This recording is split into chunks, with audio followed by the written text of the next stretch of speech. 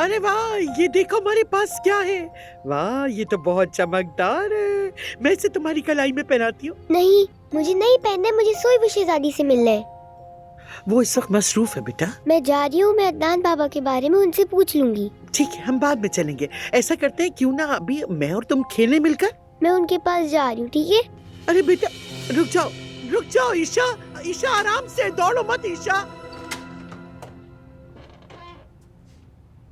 ईशा बेटा, क्या हुआ मेरी जान को? हाँ, पुलिस अपने साथ अदनान बाबा को लेके चली गई है। आयशा, अजमत साहबा, ईशा क्या कह रही है? अदनान कहाँ है?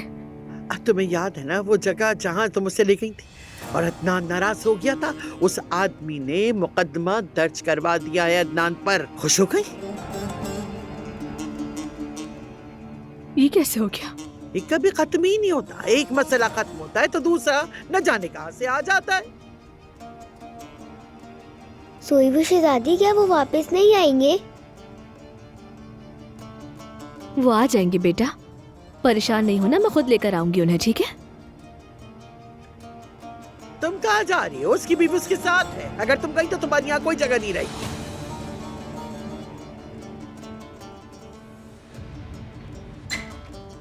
बताइए, मसला क्या है?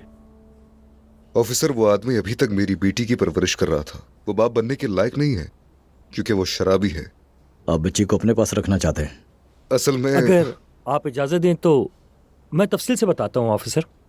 उस आदमी के लिए उस छोटी बच्ची की पहले कोई कदर नहीं थी, मगर जब उसे मालूम हुआ कि उसका बाप अदनान दिमिर खान है तो सबसे अहम हो गई उसके लिए वो। वाज़ेह है उस आदमी का कोई और मकसद है, इसलिए वो हर वक्त कोई ना कोई मसला पैदा करता रहता है।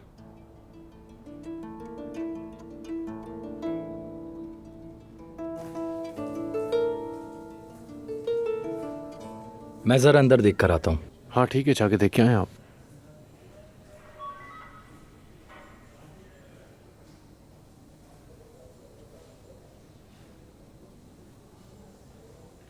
तो तुम हार मानने वाले नहीं ना?